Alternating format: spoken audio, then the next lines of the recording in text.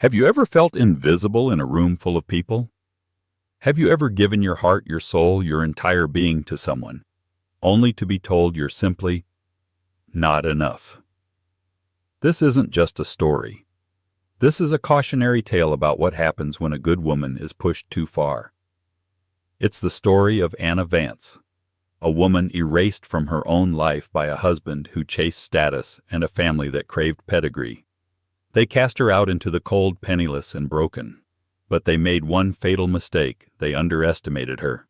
They never imagined she would return not as a ghost of the past, but as the future bride of a man who could buy and sell their entire world. Stay with me, because this is the story of how the ignored became the unforgettable. The crystal chandeliers of the Ashford estate dripped light like frozen tears onto the polished marble floors. It was the annual Ashford Foundation Gala, the crown jewel of the city's philanthropic scene, and Anna Vance, wife of the esteemed Julian Ashford, felt like a ghost haunting her own life. She smoothed down the silk of her simple navy blue dress, a dress Julian's mother Eleanor had pointedly called understated, with a smile that never reached her cold, calculating eyes. For 5 years Anna had tried to fit into the Ashford mold. She'd learned about vintages of wine she couldn't afford to drink, artists whose work felt hollow, and the art of smiling placidly while being systematically dismantled. Julian, the man she'd fallen in love with in college for his easy laugh and supposed kindness, was now a stranger in a bespoke suit standing across the room. He wasn't looking at her. He was looking at Isabella Hawthorne. Isabella was everything Anna was not. Her laughter was loud and commanding, her red dress a slash of defiance in the sea of muted tones. Her father, Marcus Hawthorne, owned half the city's commercial real estate. She was, as Eleanor Ashford often reminded Julian, the right kind of girl. Anna watched them, a familiar cold knot tightening in her stomach. Julian leaned in, whispering something in Isabella's ear. Isabella threw her head back and laughed, her hand resting casually on Julian's arm. It wasn't the first time. For months, Isabella had been a permanent fixture, first as a business associate, then a family friend. Now the lines were so blurred they were non-existent. "Don't you look—" Quaint dear Eleanor's voice sliced through Anna's thoughts. The family matriarch stood beside her, holding a champagne flute like a weapon. "I do admire your commitment to simplicity. It's very on brand for your background." The insult was perfectly crafted, a silken dagger. Anna had grown up in a small town, the daughter of a librarian and a history teacher. Her world was books and quiet conversations, not stock portfolios and hostile takeovers. "Thank you, Eleanor," Anna said, her voice even. "I believe elegance doesn't need to shout." Eleanor's smile thinned. "No, but it does need to be seen. Julian is closing the Stratford deal tonight. It's a legacy-making moment. He needs a partner who reflects his stature, not a quiet shadow." The message was clear. Anna's very presence was a liability. She excused herself, needing air, and slipped onto the deserted terrace. The cold night air was a relief. A few moments later, the terrace doors opened again. It was Julian. "There you are," he said, his tone impatient. "Mother is looking for you. The photographer wants a family photo." "Does that family include Isabella now?" The question escaped before she could stop it. Julian sighed, the sound heavy with exasperation. "Anna, don't do this. Not tonight. Isabella is a friend. Her father is crucial to this deal." "And what am I? Julian, a placeholder until the deal is signed?" He ran a hand through his perfectly styled hair. He wouldn't meet her eyes. "You're my wife." He said the words, but they were hollow, stripped of all meaning. "Then act like it," she whispered, her voice cracking. "Look at me. Really look at me and tell me you still love me." He finally looked at her, and in his eyes she saw the devastating truth. It wasn't hatred or anger. It was worse. It was apathy. He saw her, but he didn't see her. She was a piece of furniture he'd forgotten was in the room. "It's not working anymore, Anna," he said, his voice low and final. "I've tried. We've tried. We're just from different worlds."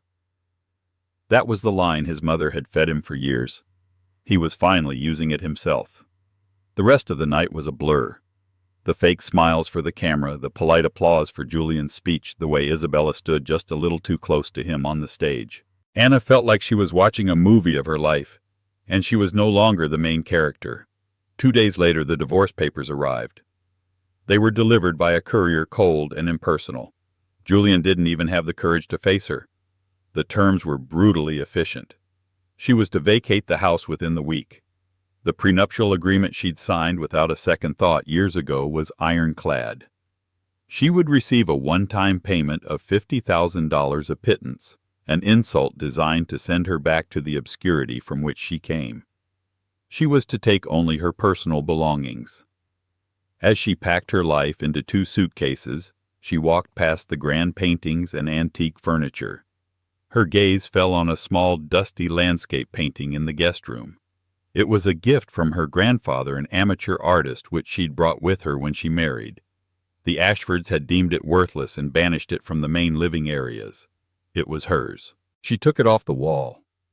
Her last act in the house was leaving her wedding ring on the pristine marble kitchen island.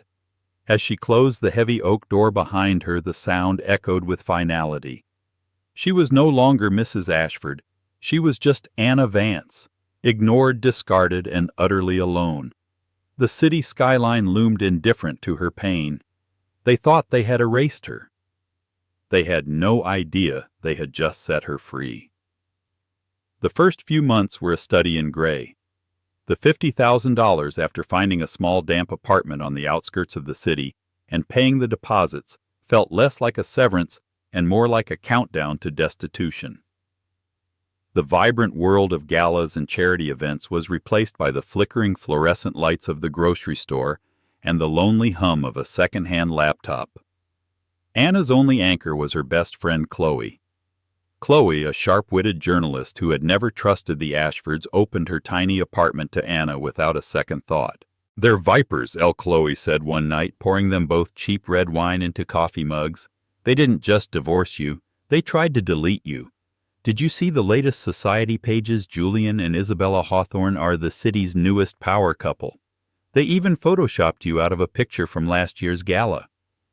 Anna stared into her mug. She had seen it. The digital erasure felt almost more violent than the real one. It was a public declaration that she had never mattered. The humiliation was a physical weight pressing down on her chest, making it hard to breathe. For weeks she did nothing but drift. She applied for administrative jobs she was overqualified for and received polite rejections. The Ashford name, once a golden key, was now a lead weight. No one wanted to hire the ex-wife of Julian Ashford, especially when his new Flames family held so much influence. "What did you love to do before him?"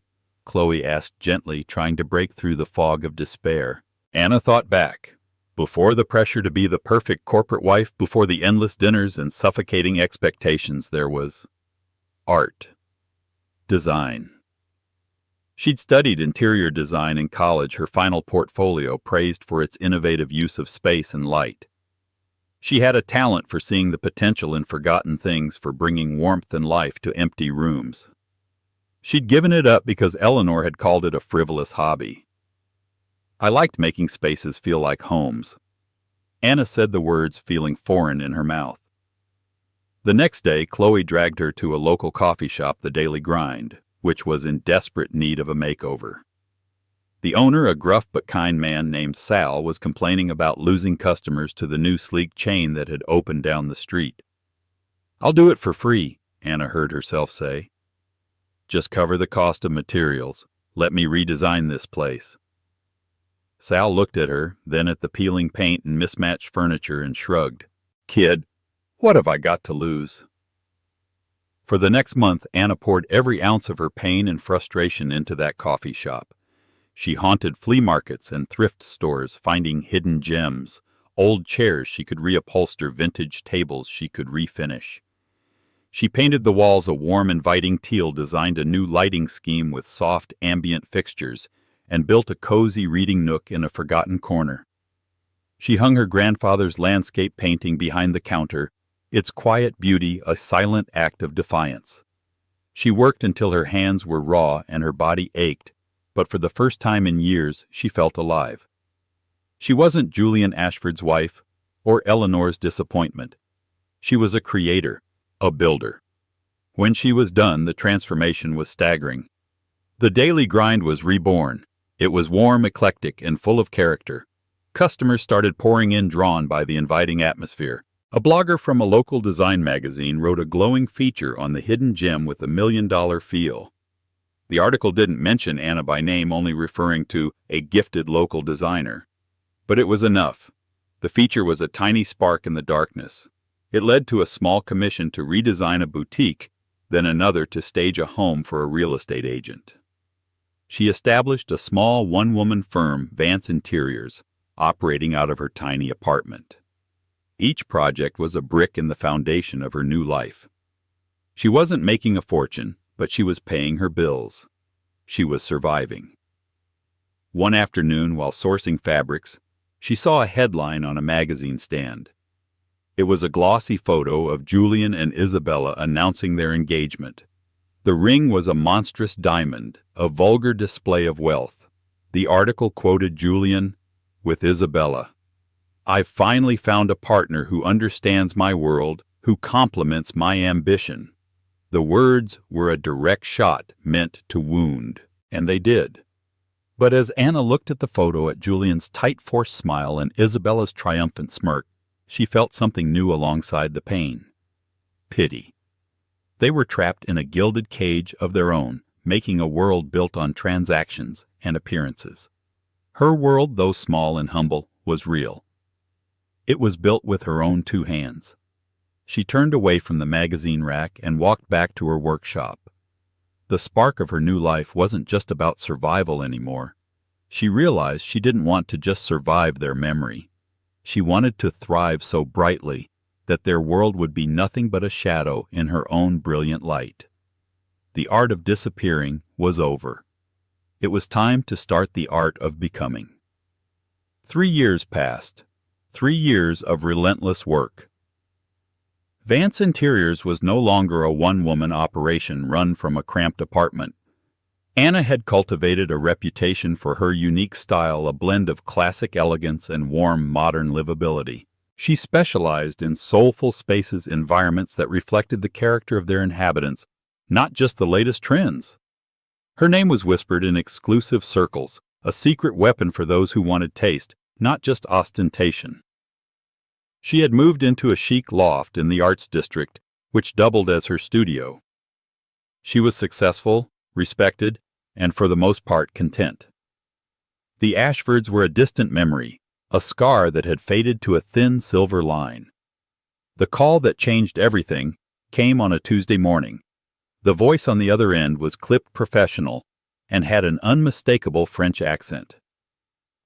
"This is Jean-Pierre Dubois, executive assistant to Mr. Damian Chevalier. Mr. Chevalier has been following your work and would like to discuss a potential commission." Anna almost dropped her phone. Damian Chevalier wasn't just a name. He was a legend. A mysterious self-made billionaire with a global empire spanning tech, luxury hotels, and sustainable energy. He was notoriously private, rarely photographed, and known for his impeccable, almost severe taste. To be noticed by him was like being an amateur astronomer who discovers a new galaxy. "Of course," she said, her voice betraying none of her shock. "I'd be happy to discuss the project." The meeting was set for the following week at the Chevalier Group's headquarters, a sleek, imposing skyscraper that pierced the clouds. The penthouse suite where Chevalier lived was the subject of the commission. When she was shown into his office, she was struck by 2 things. First, the room was stark minimalist to the point of being cold. It was a space designed for function, not comfort. Second, the man behind the vast obsidian desk was not what she expected. He was younger, perhaps in his late 30s, with intense dark eyes that seemed to see right through you. He had an air of quiet power, a stillness that was more intimidating than any display of aggression. He was dressed in a simple, perfectly tailored dark suit, no tie. "Ms. Vance, Damian Chevalier," said, his voice a low baritone. He gestured to the chair opposite him. "Thank you for coming." He didn't waste time with small talk. "I've seen your work, the redesign of the Artesian Hotel's lobby, the restoration of the old public library. You don't just decorate, you interpret. You find the story of a space. Anna was taken aback by his knowledge of her portfolio. That's what I aim to do, Mr. Chevalier. My home, he said, gesturing vaguely towards the ceiling, is efficient. It is secure. It is sterile. It is a place I reside, not a place I live. I purchased it complete with the furnishings. It has no story, or rather it has a story I did not write. He paused, his gaze unwavering. I want you to give it a soul. This was the commission of a lifetime. The budget was, Jean-Pierre had hinted, practically unlimited. But it was the challenge that excited her.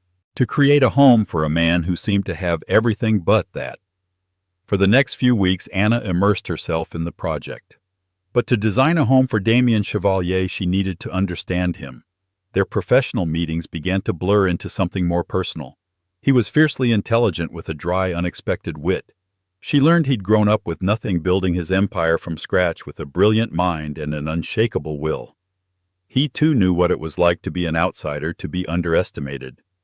He was fascinated by her process, by the way she talked about textures and light. He would watch silent and observant as she sketched ideas or explained why a certain piece of reclaimed wood held more character than a polished slab of marble. One evening they were looking over fabric swatches in the cavernous, empty living room of the penthouse. "You're an artist," he stated, not as a compliment but as a fact. "I'm a designer," she corrected gently. "No," he insisted, his eyes meeting hers. "An artist sees what is not there and brings it into being. That is what you do." "Where did you learn to see the world this way?" She hesitated, then found herself telling him about her childhood, about her grandfather, who taught her to paint, who told her that every object had a history. And then she told him about Julian. She told him how that part of herself had been buried, deemed a frivolous hobby, by a family that valued only status and acquisition. Damian listened without interruption, his expression unreadable. When she finished, there was a long silence. "To ignore such a gift in someone," he said finally, his voice laced with a cold anger that startled her, "is not just a failure of judgment. It is a failure of character." In that moment, Anna felt something shift. He wasn't just seeing her portfolio or her skills. He was seeing her. The parts of her she had hidden away, the parts the Ashfords had tried to extinguish. The penthouse project became a collaboration. It transformed from a cold glass box into a sophisticated sanctuary filled with bespoke furniture, rich textures, contemporary art, and personal touches that spoke of Damian's journey.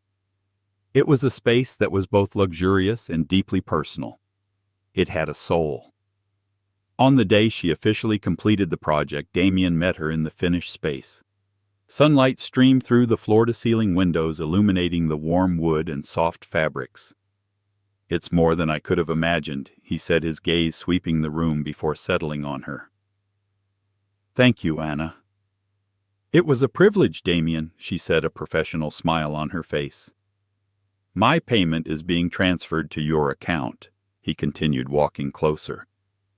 "But I find myself in a predicament. You have built me a home, a place I finally wish to spend time in. But a home is not meant to be enjoyed alone." Her heart began to beat a little faster. "I am returning to your old city for a few months," he said, his voice dropping slightly. "The Chevalier Group is launching a major philanthropic initiative there. There will be a gala to announce it. It's the kind of event I typically detest.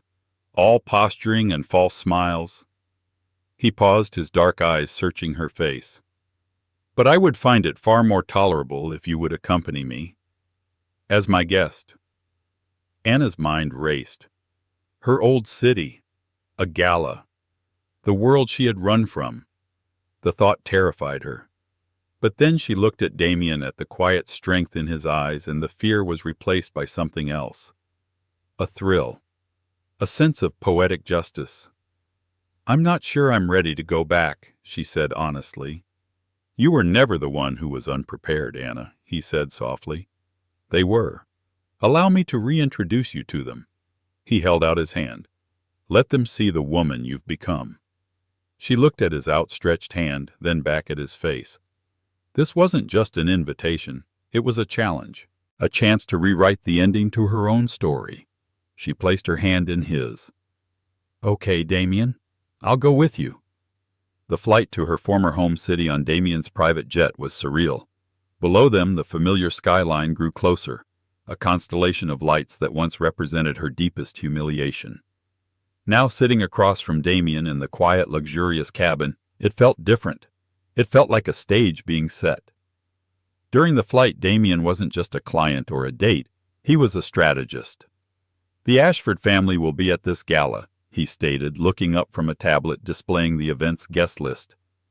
Julian and his wife, Isabella Hawthorne Ashford, are on the host committee. Her father's company is a primary sponsor. Anna's stomach clenched. Of course they are. Their world is built on perception. Anna, Damian said, his tone analytical. Their power is derived from who they know, who acknowledges them. When we walk into that room, we are not just attending a party. We are making a statement. "And what statement is that?" she asked, her voice quiet. That their judgment is worthless. That the person they discarded is now beyond their reach. That their social currency is about to be devalued. He leaned forward slightly. "But it will only work if you are ready. If they see a flicker of fear or uncertainty in you, they will feel victorious. You must be untouchable." The words were harsh, but they were also a shield. He was arming her. They landed and were whisked away to a penthouse suite at the city's most exclusive hotel, one Damian owned. For the next few days, a quiet whirlwind of activity surrounded Anna. A stylist Damian trusted flew in from Paris with a collection of gowns. A jeweler delivered a velvet case of understated but breathtakingly expensive pieces. It wasn't about creating a costume. It was about finding an external expression for the woman she had become. She chose a gown of deep emerald green, a color that symbolized renewal and growth. It was elegant, powerful, and utterly sophisticated. With her hair styled in a chic modern updo and wearing a simple diamond necklace that rested at the collarbone, she looked in the mirror and saw a stranger she recognized. It was her, but fortified. The night of the gala, Damian came to her suite. He was dressed in a classic black tuxedo that made him look like he'd stepped out of a movie. He stopped dead in the doorway, his eyes taking her in. For the first time, she saw something beyond his usual stoic composure. He looked captivated. "Anna," he said, his voice a low murmur, "you are exquisite." He held out a small velvet box. Inside was not a piece of jewelry, but a single perfect gardenia fashioned into a corsage. "My mother loved gardenias," he said softly. She said they represented grace and strength. It was the most personal gesture he had ever made. She let him pin it to her dress, his fingers warm against the cool silk. In the car on the way to the Grand Metropolitan Hall, a silence fell between them. Damian and Anna began needing to voice the question that had been hovering for weeks. "Why are you doing all of this for me?" He turned to face her, the city lights sliding across his sharp features. "When I was 22, I developed a software algorithm that I knew would change data security. I took it to a major firm. The CEO, a man who inherited his position, looked at my worn-out shoes and cheap suit and dismissed my presentation in 5 minutes. He told me I didn't have the right background to play in his league. 2 years later, I sold my company to his biggest competitor for 9 figures and put his firm out of business." He paused. "I have a deep-seated intolerance for people who judge value based on pedigree instead of merit. The Ashfords, they are that CEO. What they did to you was not just cruel. It was an act of profound stupidity. This isn't just for you, Anna. It's for me, too. It's a matter of principle." His confession forged a new, deeper bond between them. This wasn't a fairy tale rescue. It was a partnership, an alliance. "There is one more thing," he said as the car slowed to a stop in front of the venue. "Tonight the press will be everywhere. They will ask questions. I would like your permission to give them an answer they will not forget." "What answer?" she asked, her curiosity piqued. "I would like to introduce you as my fiancé." Anna's breath hitched. She stared at him, searching his face for any hint of a joke. There was none. He was completely serious.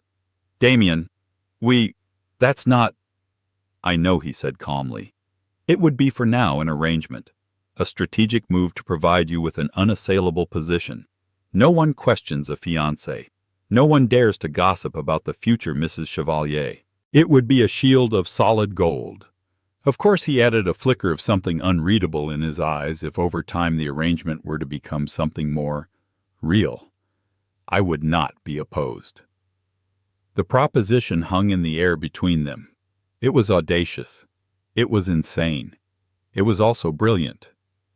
To return not just as a successful designer on the arm of a powerful man, but as his chosen partner, his future wife.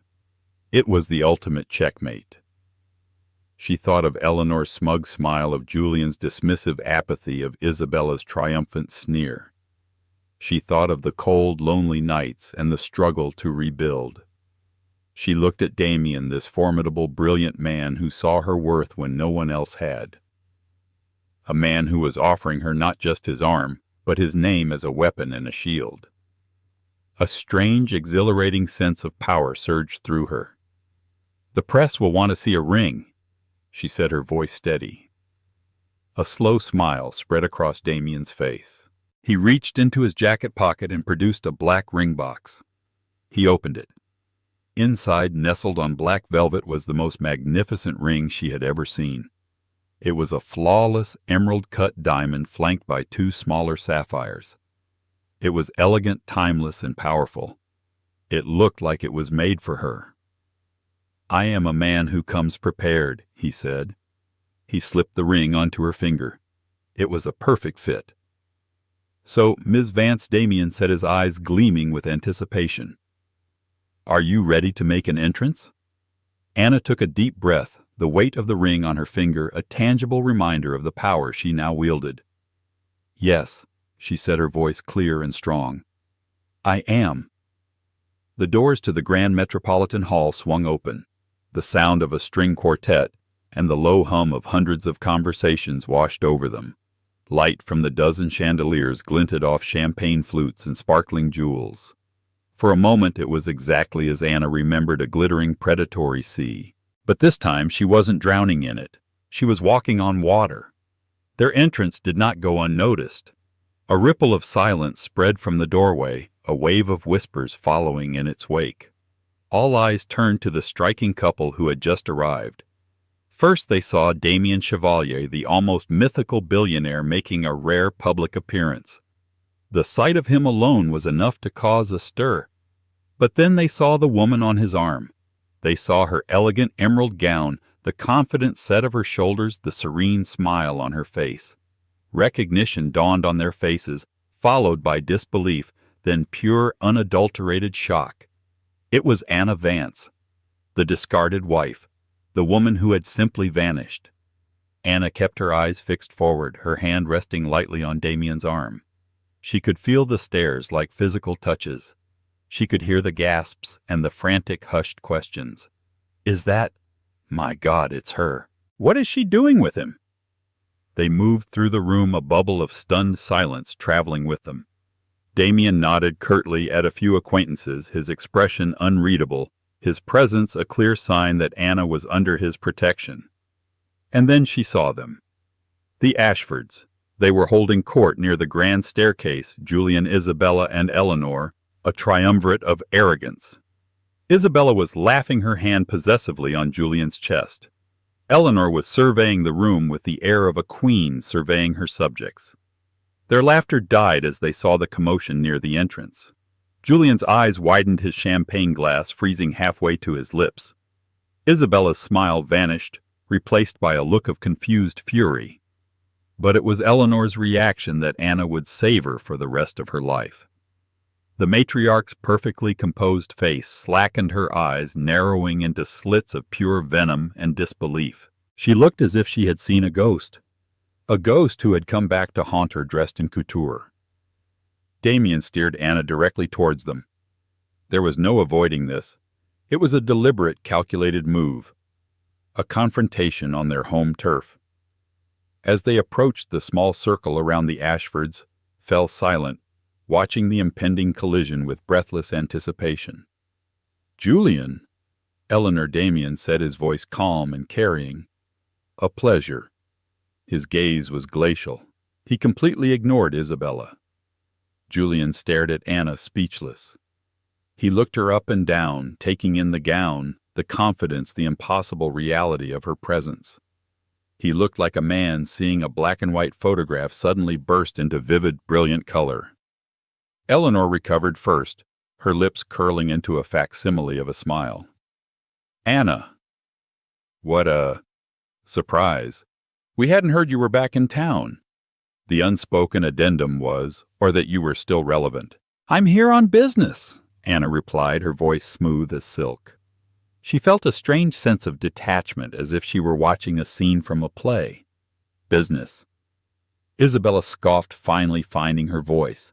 She stepped forward, linking her arm possessively through Julian's. "Don't tell me you're waiting tables now." The insult was childish, pathetic. Before Anna could respond, Damian spoke. "On the contrary," he said, his voice cutting through the tension. "Ms. Vance is the creative visionary behind the redesign of my new hotel portfolio, starting with the Chevalier Grand in Paris." A collective intake of breath came from the onlookers. The Chevalier Grand was the most anticipated luxury hotel opening in a decade. Isabella's face paled. Julian looked as though he'd been slapped. This was not the broken, penniless woman they had cast aside. This was a major player working with one of the most powerful men in the world. "And I find her vision so compelling," Damian continued, his timing impeccable, "that our professional partnership has become a personal one." He raised Anna's left hand, which he had been holding. The magnificent ring caught the light, sending out shards of emerald and blue fire. "Allow me to introduce my fiancée, Anna Vance." The explosion was silent but deafening. Jaws dropped. Whispers erupted into a roar. A camera flashed from across the room, a society photographer capturing the moment for eternity. Julian's face was a mask of utter devastation. He stared at the ring, then at Anna's serene face, and then at Damian's possessive hand on her arm. In that one moment, the full crushing weight of his mistake seemed to land on him. He hadn't just divorced a quiet, unassuming woman. He had discarded a hidden treasure. A treasure another man, a far greater man, had unearthed and now displayed as his most prized possession. Eleanor looked apoplectic, her face flushed with rage. Her perfectly ordered world, her carefully constructed social hierarchy had just been blown apart. The woman she had deemed unworthy was now engaged to a man whose fortune dwarfed their own 100 times over. Anna hadn't just climbed the ladder, she had bought the entire building. Anna met Julian's gaze for a brief final moment. She saw regret. She saw shock. She saw the pathetic, dawning horror of a man who had traded a diamond for a piece of glass. She felt no triumph, no desire for revenge. She just felt nothing. He was a stranger, a footnote in a chapter of her life that was now firmly closed. She turned her back on them, allowing Damian to lead her towards the center of the ballroom. As they walked away, she heard Isabella's shrill, panicked voice, "Julian." Julian say something, but Julian said nothing. The power in the room had shifted decisively and irrevocably. The ghost had returned not for a haunting, but for a coronation. And the Ashfords were now the ones who were invisible. The morning after the gala, the city was buzzing. The photo of Damian Chevalier presenting Anna's ring with the thunderstruck faces of Julian and Isabella in the background was on the front page of every society blog and newspaper. The headline read, "The Phoenix and the Prince Anna Vance's shocking return as Billionaire Chevalier's bride-to-be." The narrative was set. Anna was not the discarded ex. She was the triumphant heroine of a real-life fairy tale. For the Ashfords, the fallout was immediate and catastrophic. Their world, so reliant on image and influence, began to fracture. Julian arrived at his office at Ashford Investments to find his board of directors in a state of panic. Marcus Hawthorne, his father-in-law, was on a speakerphone, his voice booming with fury. "What in God's name happened last night, Julian? Do you have any idea what this looks like?" "Marcus, it was a shock to everyone," Julian began. "A shock. My daughter is a laughingstock. The Chevalier Group just announced they are launching a competitive bid for the Stratford waterfront project. The very deal our entire merger was based on. The deal you were supposed to be securing with my backing. Julian felt the blood drain from his face. The Stratford project was his magnum opus, the deal that would cement his legacy. Chevalier wasn't interested in Stratford. Well, he is now. Hawthorne roared. He's doing it to spite you. And with Anna Vance's design firm rumored to be the lead on the aesthetic and environmental planning, his bid is suddenly looking a lot more attractive to the city council. You didn't just lose a wife, you idiot. You created an enemy and you handed her a nuclear weapon named Damian Chevalier. The call ended. Julian sank into his leather chair, the weight of his father-in-law's words crushing him. He had always seen Anna as a soft, gentle presence, a background character in his ambitious life. He never once considered that she possessed strength, only that she lacked the hard, glittering edge he thought he needed. He had chosen Isabella for her connections, for the brute force of her family's wealth. Now Anna's connection dwarfed his 1,000 times over. The situation at home was even worse. Isabella was a tempest of rage and insecurity. "How could you let this happen?" she screamed, throwing a crystal vase against the wall of their sterile white apartment. "You told me she was nothing. A nobody from some pathetic little town.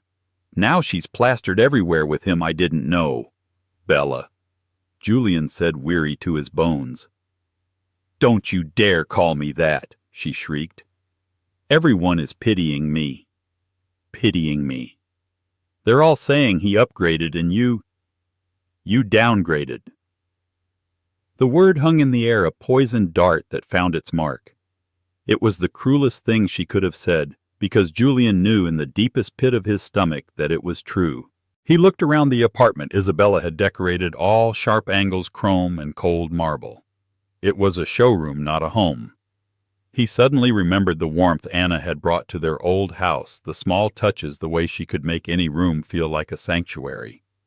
He had traded soul for status, and now he was losing both. His mother, Eleanor, was fighting a war on a different front. Her phone was ringing off the hook with calls from her society friends, their voices dripping with false sympathy that barely concealed their glee. Her reign as the city's social queen was over. She had been publicly humiliated by the very woman she had so ruthlessly ousted. In her world, there was no greater sin. Desperate, Julian did the unthinkable. He found out where Anna was staying and went to the hotel. He waited in the lobby for hours until he finally saw her walking in alone. "Anna," he called out, his voice hoarse.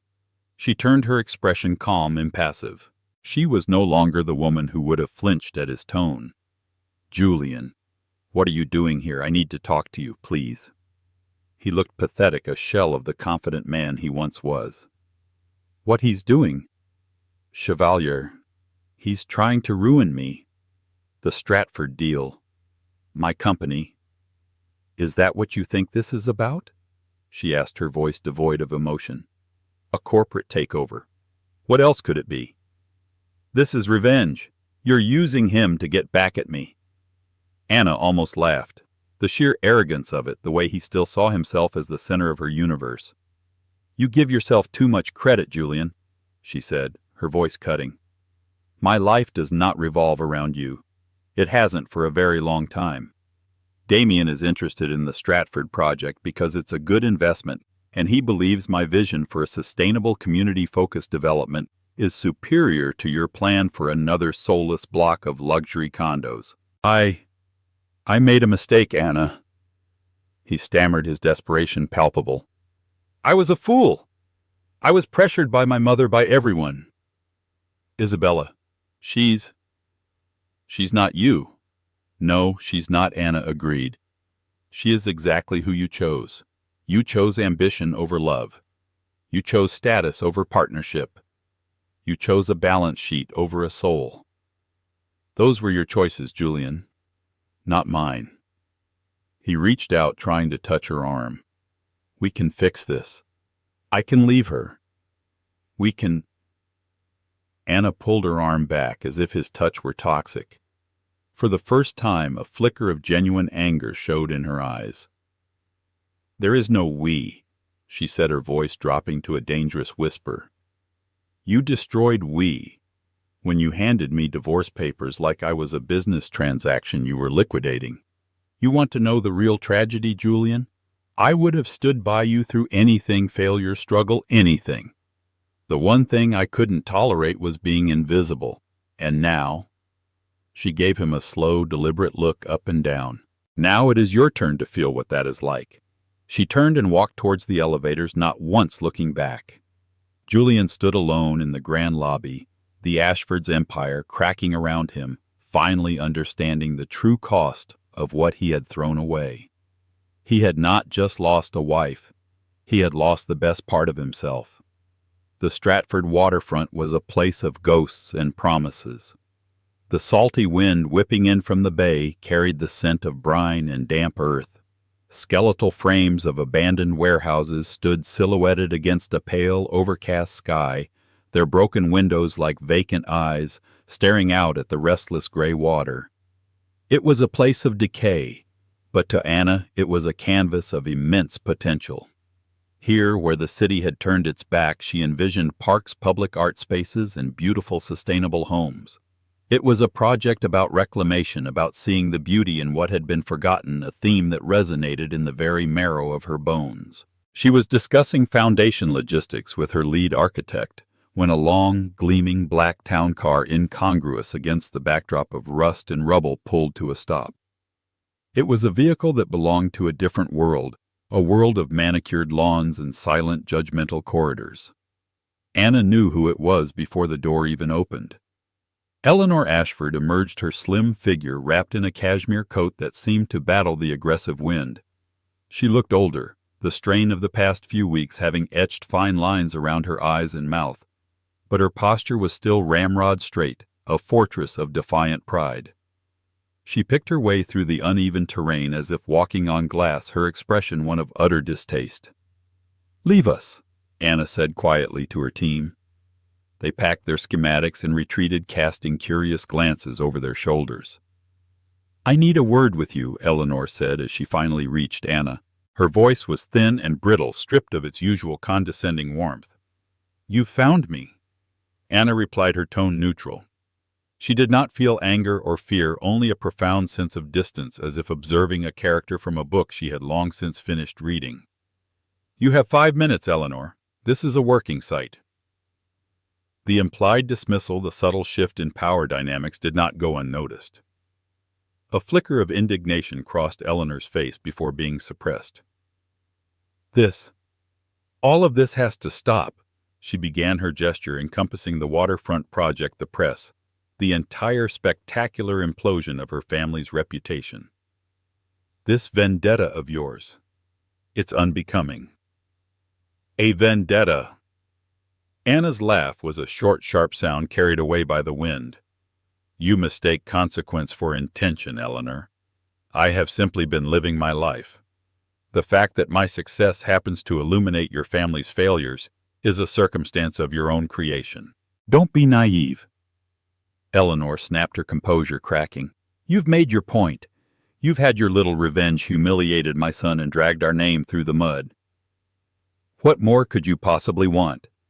Is it money? Is that what this has always been about? Fine." She reached into her designer handbag. "Name your price. A check. A trust. Whatever it takes to make you and your benefactor go away." The offer, so crude and transactional, was the purest distillation of Eleanor's worldview. Anna looked out at the water for a long moment, watching a lone gull fight against the current.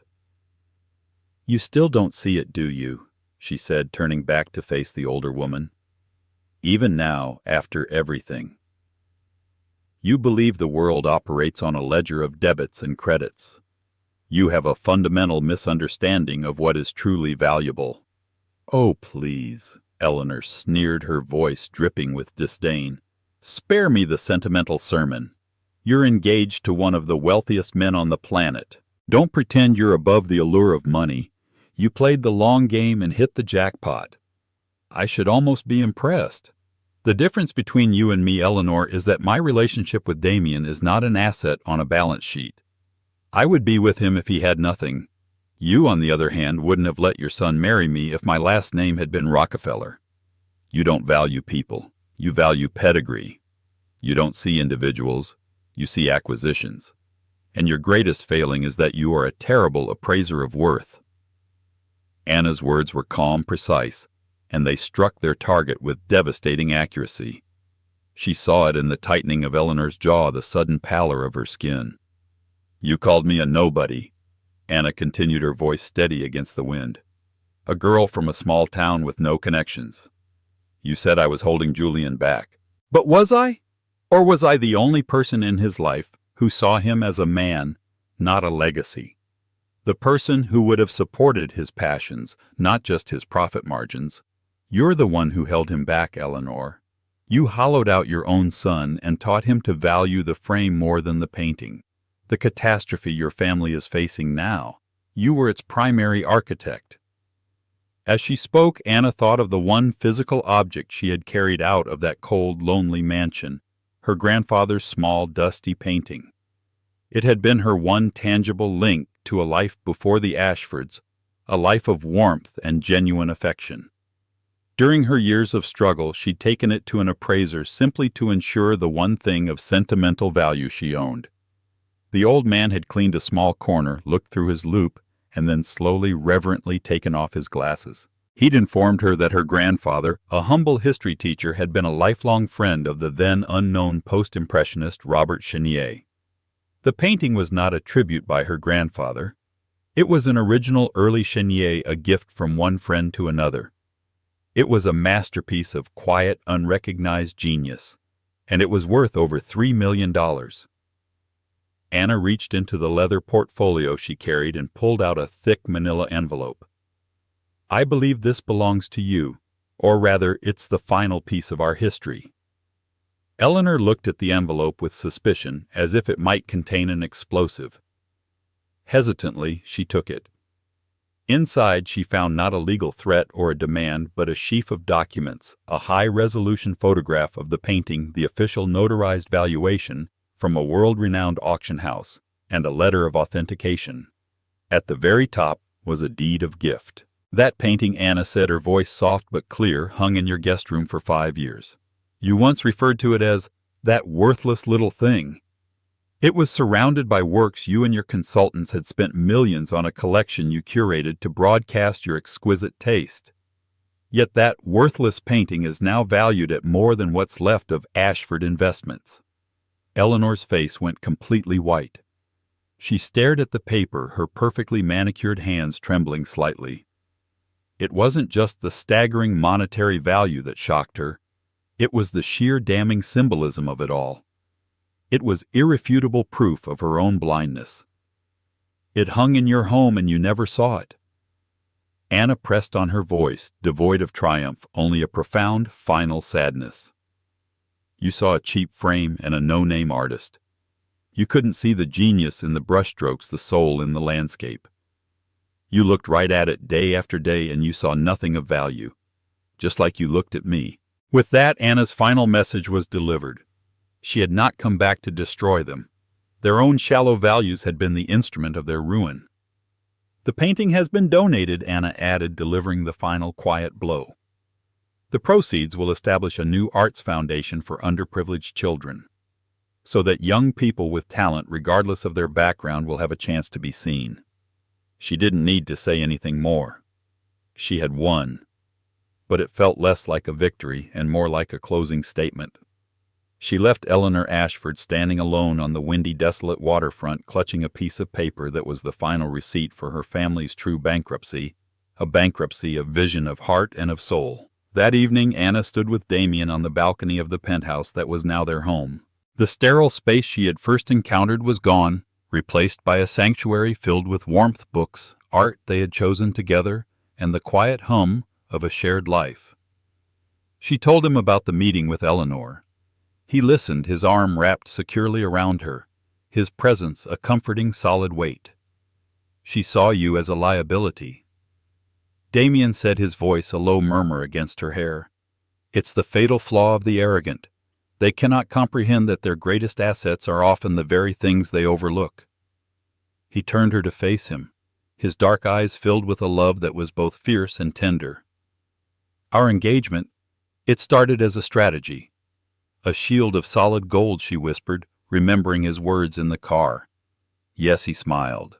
But it was a terrible strategy. Why, she asked, a playful light in her eyes. Because it implied there was ever a choice. From the moment I saw you command a room with your ideas, I knew. There was no arrangement, Anna. Not for me. It was always going to be you. Their fake engagement had seamlessly, effortlessly become the most real and profound truth of their lives.